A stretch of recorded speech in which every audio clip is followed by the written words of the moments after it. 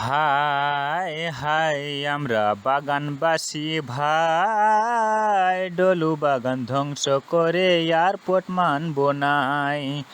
High high আমরা বাগানবাসী ভাই, চারা বাগান ধ্বংস করে এয়ারপোর্ট মানবো নাই।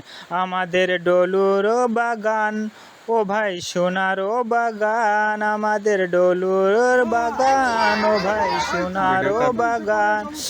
ওই ভাই একটি চারা গাছে বাঁচে তো শ্রমিকের প্রাণ, ও ভাই একটি चारा गाचे बाचे तो श्रमिकेर प्राण। नमस्कार, मैं हूं प्रभाकर मणि तिवारी। आप देख रहे हैं मेरा खास कार्यक्रम पॉलिटिक्स विद प्रभाकर। आज एक बार फिर चर्चा असम की, असम में सिलचर की, सिलचर में डोलू चाय बागान में 2 दिन पहले होने वाले लॉकआउट की।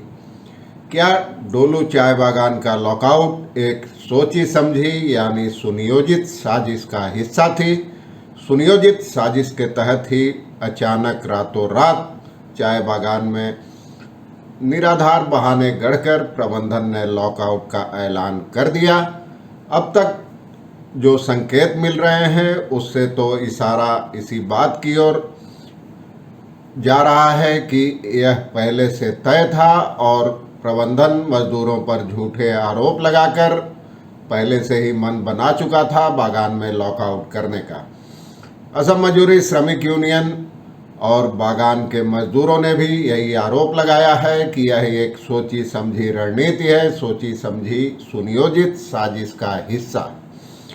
और असम मजदूरी श्रमिक यूनियन ने 3 दिन का अल्टीमेटम दिया था बागान खुलने के लिए, लॉकआउट खत्म करने के लिए।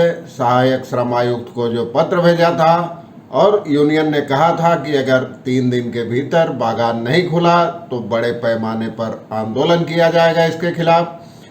यह मियाद भी आज यानी बृहस्पतिवार शाम को पूरी हो रही है। अब देखते हैं यूनियन का अगला कदम क्या होगा।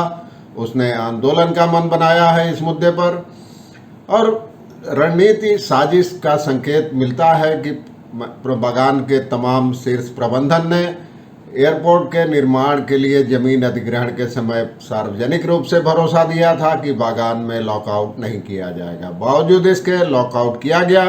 आज चर्चा करूंगा विस्तार से इसी मुद्दे की। जैसे तो चैनल को सब्सक्राइब करें, मित्रों परिजनों के साथ शेयर करें और घंटी का निशान भी दबा दें।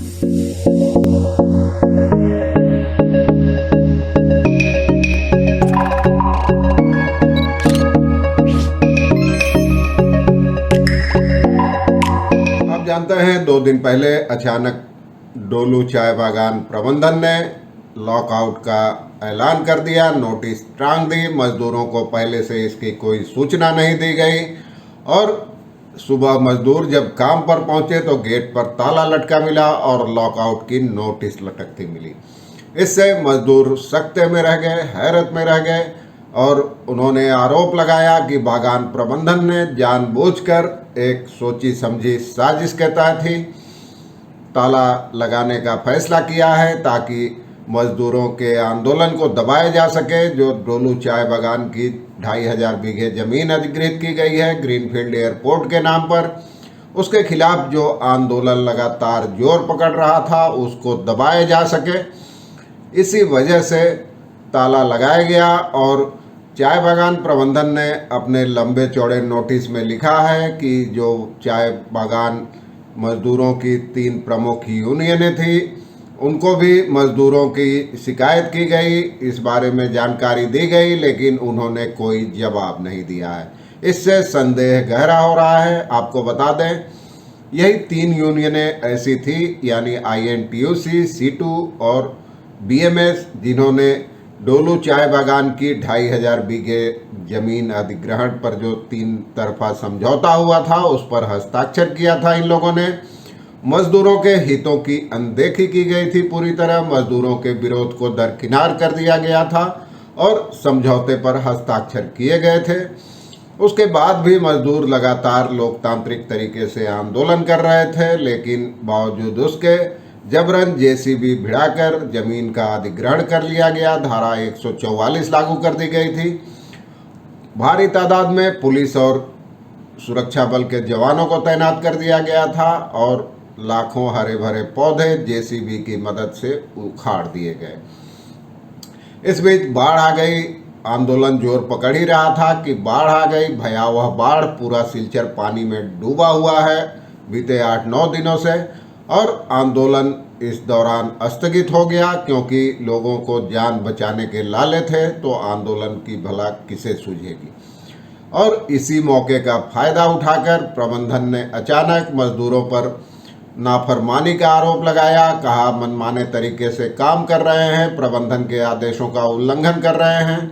उसमें बाकायदे लिखा हुआ है कि मजदूरों को फला जगह काम करने को कहा गया, लेकिन उन्होंने अपने मन से फला जगह काम किया और समय पर नहीं पहुंचे, समय के हिसाब से काम नहीं किया, जिससे बागान प्रबंधन को चाय के पत्तों की गुणवत्ता और मात्रा बनाए रखने में मुश्किल आई और मेंटेन करना मुश्किल हो गया है।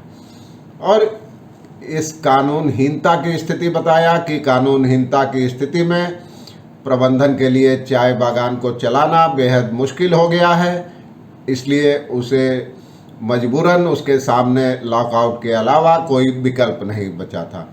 यहाँ इस बात का जिक्र जरूरी है कि जिला प्रशासन के प्रतिनिधियों की मौजूदगी में बागान के शीर्ष प्रबंधन ने मजदूरों को और मीडिया के सामने भरोसा दिया था कि लॉकआउट नहीं होगा कभी बागान में, मजदूरों से उनकी रोजी रोटी नहीं छीनी जाएगी, जब ग्रीनफील्ड एयरपोर्ट के लिए अधिग्रहण की बात चल रही थी।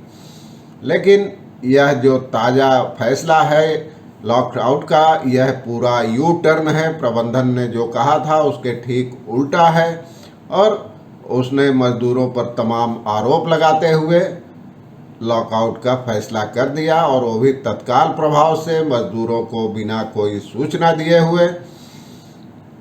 तो इसमें लॉकआउट की नोटिस में कहा गया है कि लॉकआउट के दौरान मजदूरों को कोई वेतन, मजदूरी, राशन या संबंधित सुविधाएं नहीं मिलेगी, और इस दौरान अगर कोई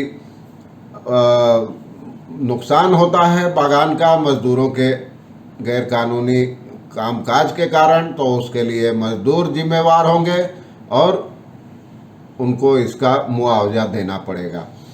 अब असम मजदूरी श्रमिक यूनियन ने इस मामले पर पत्र भेजा है सहायक श्रम आयुक्त को, जिसमें इस लॉकआउट को गैर कानूनी बताया गया है और तुरंत इसे खत्म करने की मांग की गई है।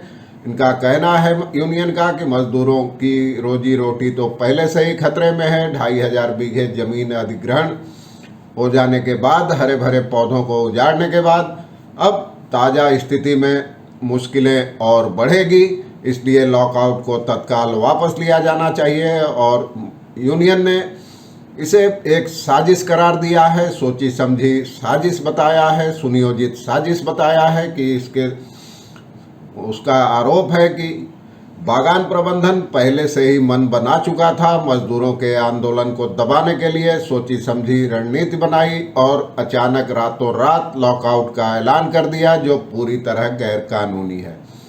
अब एक बार फिर इस मुद्दे पर आंदोलन की तैयारी हो रही है। असम मजदूरी श्रमिक यूनियन के अलावा डोलू चाय बागान बचाओ समन्वय समिति और दूसरे संगठन भी मजदूरों के समर्थन में खड़े हैं।